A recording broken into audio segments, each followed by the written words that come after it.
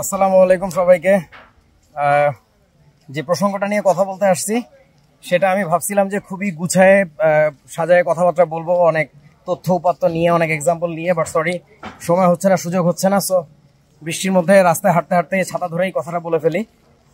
কথাটা অনেক বড়, বাট ইন আ নাটশেল প্রসঙ্গ হচ্ছে অরিন্দম ঘোষ।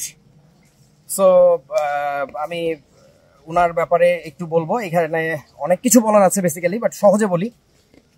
উনি যে তর্কটা তুলছেন সেই তর্কগুলো ভ্যালিড, সবগুলো না, অনেকগুলোই, আবার অনেকগুলো খুবই বোগাস। আবার এই কথা মানতেই হবে, হি actually doesn't know what is the art of teaching, honestly speaking. And কিছু ক্ষেত্রে উনি আবার সঠিকও বটে।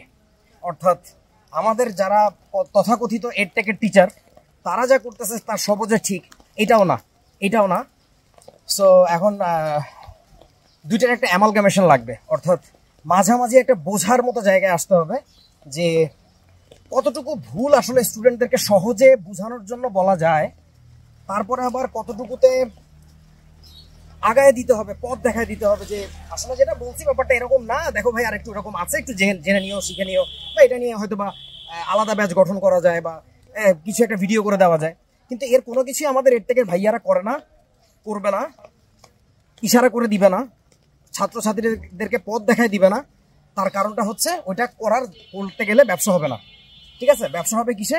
এই জাস্ট এইটুকু জানলেই হবে, এইটুকুতে এই যে প্লাস পেয়ে যাবে, এইটুকুতেই সব, ফিজিক্স এইখানেই, বিজ্ঞান এইখানেই শেষ। বেশি গভীরে গেলে আসলে ব্যবসা হয় না, সত্যি কথা যেটা আর কি। সো এই যে এডটেকের ভাইয়াদের যে কাজটা, আবার অরিন্দম ঘোষের যে প্রসেস, সেটাও পুরোপুরি ঠিক না, কারণ অত গভীরে জানা আসলে সবার দরকার নাই, এটা পিওর স্টুপিড থিং হয়ে যাবে আর কি। সো তাইলে সমাধানটা কি ভাই, আপনি কি বলতে চাচ্ছেন, কি করা যাইতো? ও সুন্দর আলো। সো এখানে যেটা করা যাইতো সেটা হচ্ছে, এখানে আসলে অনেক লম্বা ভিডিও লাগবে, বাট আমি খুবই সংক্ষেপে একটু বলে দেই, যার বুঝার বুঝে নিয়েন, না বুঝলে নাই, আমি জানি না। আমি তো এখন যেহেতু প্রিপেয়ার্ড না কথা বলতেছি, তাইলে একটু বুঝে নিতে হবে আপনাদের। সেটা হচ্ছে আরবের দিকে তাকাইতে হবে। আমরা বর্তমানে যে বিজ্ঞানের প্রসার দেখি, আমি খুবই কনফিডেন্টলি বলতে চাই, আমি এখন তথ্যপাত্র দিতে পারতেছি না, যারা জানেন তারা একটু দিয়েন, এগুলো নিয়ে আমি জানি, কিন্তু এখন তো দিন তারিখ মনে নাই আর কি, ঠিক আছে না, ওই সন মাস বছর মনে নাই। বিজ্ঞানের যে অগ্রগতি আমরা দেখি, তার পিছনে অনেক অনেক অনেক বুনিয়াদি একটা অবদান আছে হচ্ছে আরবদের। এখন এখানে আবার বলবেন আপনি মুসলিম, তাই মুসলিম, দূর ভাই আপনি যা ইচ্ছা বলেন, তো সত্যি তো সত্যি। সো কিভাবে আমি একটু বলি, সেটা হচ্ছে বিতর্কের মাধ্যমে। হ্যাঁ, এই যে বিজ্ঞানের যে বিতর্কটা, এই বিজ্ঞানের বিতর্কের সিস্টেম চালু করছিল হচ্ছে আরবরা মূলত। সো কিভাবে, একটা ছোট এক্সাম্পল দিই, আমার হাতে সময় খুবই কম, আমার ক্লাস আছে এখন ভাই, আমি একটা চা খেতে পেরেছি, তাও মনে পারবো না। সিস্টেমটা এরকম ছিল, ধরেন কোনো একজন বিজ্ঞানী বা একজন দার্শনিক একটা কথা বলছে যে বৃষ্টি হইলে মেঘ হয় না, মেঘ সব চলে যায়, কথার কথা, এটা একটা তত্ত্ব। সো তার এই তত্ত্বটা যখন সে প্রকাশ করতো, তখন তার রিসার্চ পেপার লিখতো না, মানে জাস্ট বলতো আর কি, বললো আর কি। বলার পরে তখন কারো কারো ছিল এই কথাগুলো মনে হইতো যে ওকে, কারোর মনে হইতো এটা ঠিক না।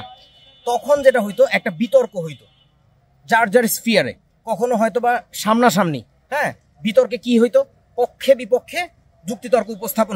কি হলো, ভিডিওটা কাটি গেল কেন আল্লাহ জানে। আচ্ছা হইলো। সো যখন এরকম সামনে পেছনে যুক্তিতর্ক উপস্থাপন হইতো, মানে কথা কাটাকাটি হইতো, তখন প্রকৃত বিজ্ঞানটা উঠে আসতো। এই ইতিহাস যারা জানেন তারা জানা উচিত। এবং এই ইতিহাসের যে কথাটা আমার কাছে শুনে মনে হচ্ছে অবাস্তব কথাবার্তা বলতেছে আরিফ ভাই, পারলে আপনার গবেষকদের কাছে একটু শুনেন যে এখন যে গবেষকরা পিয়ার রিভিউ বলে একটা ব্যাপার বলে, PRR, পিয়ার রিভিউ। এই পিয়ার রিভিউর জন্ম হয়েছিল কোথায়? এটা আরব দেশে হয়েছিল। একটা কবিতা নিয়ে, একটা ছন্দ নিয়ে, একটা গান নিয়ে, একটা দর্শন নিয়ে, একটা তত্ত্ব নিয়ে, এই প্রত্যেকটা কিছু নিয়ে তারা হচ্ছে কাটাছেড়া করতো, এবং কাটাছেড়া করার ধরনটা এরকম ছিল। কিন্তু আমাদের এইখানে হচ্ছে ব্যর্থতা। ইভেন আরেকটা মজার কথা অ্যাড করে দেয়, সেটা হচ্ছে, ধরো আমি আজকে একটা তত্ত্ব দিছি যে কি, এই যে বৃষ্টি হলে আকাশে মেঘ থাকে না, এটা আমার তত্ত্ব। এইবার হয়তো কি, এই তত্ত্ব ধরো শিক্ষক এক্স এর পছন্দ হয় নাই, সো সে এইটার বিরুদ্ধে একটা তত্ত্ব প্রকাশ করতো, বা এটা একটা রিবাটাল দিত, মানে যুক্তি খণ্ডন করতো যে কেন আরিফকের কথাটা সত্যি না। এরপরে আবার হয়তো কি জানো, ওই রিবাটালের উপরে আরো রিবাটাল আসতো, যে তার পক্ষে অথবা তার বিপক্ষে। মানে তোমরা বলে বুঝতেছো না ব্যাপারটা কি হইতো। এই পুরো কালচারটা, এইটা পুরাটাই আরবদের বানানো একটা কালচার ছিল, এবং দ্যাট ওয়াজ অ্যামেজিং। এইটার কারণে আজকে বিজ্ঞান যেখানে আসতে দেখো তার বুনিয়াদি গঠনটা এইটা আরবরা ওই আমলে করে গেছে। এখন মজার ব্যাপার হচ্ছে আমরা বাঙালিরা যেখানে ফেইল করলাম, প্রথমত অরিন্দম ঘোষকে নাকি অরিন্দম চক্রবর্তী কি যেন একটা নাম হইলো, উনাকে ধন্যবাদ, উনাকে স্যালুট যে উনি সাহস করে যতটুকুই ভুল পাইছেন, যত বড় বড় শত কোটি টাকার মালিকদের ভুল পাইছেন, মানে এরা তো আসলে টাকার গরমে চলে আর কি, এদের ভুলটাকে যে ভুল এটা বলার সে সাহসটা দেখাইছেন। Definitely he deserve salute. First of all ভুল নিয়ে আমিও কাজ করি, ইনফ্যাক্ট আমার দেখা আমি বাংলাদেশের প্রথম লোক, আমার আগে আশরাফ ভাই ছিল যে আসলে ভুল নিয়ে কথা বলছে, বাট আশরাফ ভাই একটু ডিফারেন্ট ঘটনার লোক, উনি ওনার মতো করে বলে গেছে, আমার মতো দিয়ে গেছে, এরপর আমি চেঁচানো শুরু করছি আর কি। আমি জানি না আমার আগে কে আর এগুলো নিয়ে কথা বলছে। তো এখন ঘটনা হচ্ছে, সো ভুল নিয়ে কথা বলছে, এটার জন্য definitely he deserve salute first of all. Secondly হচ্ছে ওনার অ্যাপ্রোচে ডেফিনেটলি কিছু প্রবলেম আছে, ওটা বলাই যায়, কিন্তু ওনার ওই প্রবলেমটা আসলে একদিনের ঘটনা না। উনি প্রথম দিক থেকেই যখন বলে আসছেন এবং যখন কথাগুলোর পাত্তা পান নাই, তখন হয়তো বা সে উত্তেজিত হয়ে এই পর্যায়ে গেছেন। এবং এটা দেখে তোমরা বর্তমান পীরদের যারাই মুড়ি ধো না কেন, তারা যত বাজে রিয়াকশনই দাও তাতে কিছু আসে যায় না আসলে। মানে ব্যাপারটা ঠিক এইভাবে চিন্তা করো, ধরো ফ্যাসিস্ট হাসিনা যা যা করছে এটা নিয়ে যখন তার এগেইনস্টে কথা বলা শুরু করছে কিছু মানুষজন, যখন তাদের কথা একেবারেই পাত্তা দেওয়া হয় নাই যে সমাজ এত গোল্লায় যাচ্ছে তারপরেও কেন সবাই ঘুমাচ্ছে, তখন তা ডেফিনেটলি ওই মানুষগুলো চেঁচামেচি শুরু করছে। এরপরে তুমি যদি এসে বলো যে ভাই আপনি কেন চেঁচামেচি করতেছেন, হ্যাঁ এই দোষ তো আসলে তাদের না, এই দোষ হচ্ছে তোমাদের, তোমরা যারা তার কথাগুলোর পাত্তা দাও নাই। সো এখন তার কথা সবই পাত্তা দেওয়ার মতো ছিল, অবশ্যই তা না, আমি আবারও বারবার করে বলতেছি, but definitely he had some solid points যেগুলো নিয়ে রিবাটাল আসতে পারতো, যাদের উপরে আঙ্গুল তোলা হয়েছে তারা কথা বলতে পারতো। এবং এইবার সবচেয়ে কষ্টের কথাটা শুনে নাও, যাদের উপরে আঙ্গুল তোলা হয়েছে তারা কেউ কথা কেন বলে নাই জানো? তারা একটা ভাব দেখাইছে যে আরে রাস্তায় কুকুর অনেক ঘেউ ঘেউ করবে, এইগুলোর দিকে তাকানো যাবে না। দ্য ট্রুথ ইজ তাদের এইগুলার বিরুদ্ধে কথা বলার মতো ইন্টেলেকচুয়াল প্রপার্টি নিজেদের ছিল না, এক।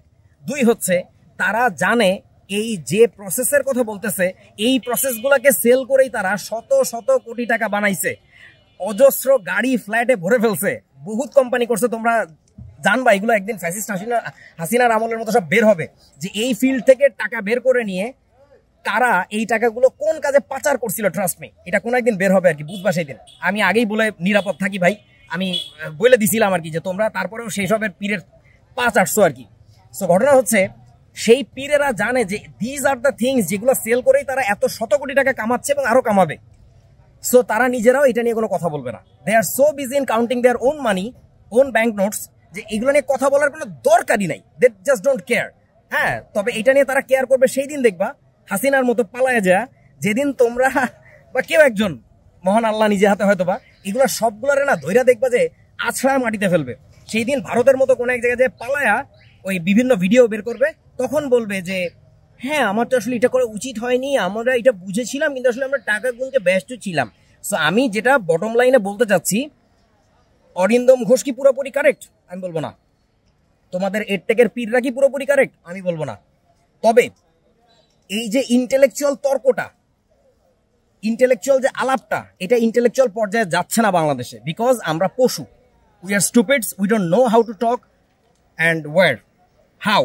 সো আমরা এই জিনিসটাকে এই বিতর্কটা থেকে, এই গ্যাঞ্জামটা থেকে অনেক কিছু শিখতে পারতাম, বাট বাঙালিরা শিখতে পারতেছি না বিকজ অফ বট বাহিনী এসে এই জিনিসটাকে পীরদের সুফিদের গান গাইতেছে, না বুঝেই, কিচ্ছু বোঝে না, কিচ্ছু জানে না, সেখানে এইভাবে কথাবার্তা বলতেছে। অরিন্দম ঘোষেরও দোষ হচ্ছে, সেও একটু মনে হয় বেশি কাহিনী করে ফেলতেছে, তারও কিছু ব্যাপার বোঝার ভুল আছে আর কি, যে সে বললাম তো টিচিং এর আর্টটা বোঝে না। আর যে ভাইয়াদের উপরে আঙ্গুল তোলা হচ্ছে, সেই ভাইয়ারা টাকা গুনতে প্রচন্ড রকমের ব্যস্ত, তার এটা নিয়ে পাত্তাই দেয় না। ঠিক আছে, ফোর্সে আমার যদি কেউ এইটা নিয়ে বলে যে আপনার এই কন্টেন্টে ভুল, ওই কন্টেন্টে ভুল, আমি এমন না যে পুরো ভ্রুক্ষেপ করি না, আমি ডেফিনেটলি চেষ্টা করি কমেন্টে হোক বা কোনো ভিডিও বানায় হোক এটা রিবাটাল দেওয়ার, এবং এইটাই ভদ্রলোকের নিয়ম। তুমি না পারো অন্তত তোমার যারা সাপোর্টার আছে, তোমার যারা অনুসারী আছে, তাদের কাউকে দিয়ে বলাও, মানে ভাই এইটাই বিজ্ঞানের বিতর্কের নিয়ম। এখানে তুমি যদি চুপ থাকো, এটা সিম্পলি তুমি স্বৈরাচারী সিস্টেমে চলতেছো। তুমি এই বাঙালিরা অনেক কিছু বলতো, অনেক আন্দোলন করতো, ওই হাসিনার লোকজন যেমন পাত্তাই দিত না। হ্যাঁ, তো ব্যাপারটা ঠিক এটা হয়েছে। আমি আবারও বলতেছি, কথাগুলো বলে রাখলাম, মিলাই নিও কোনো একদিনের, যে এই কথাগুলো ভুল বলি নাই, আই এম সরি, বাট আমার কিছু করার নাই, এখন এইভাবে ভিডিও করতে হয়েছে। টাটা।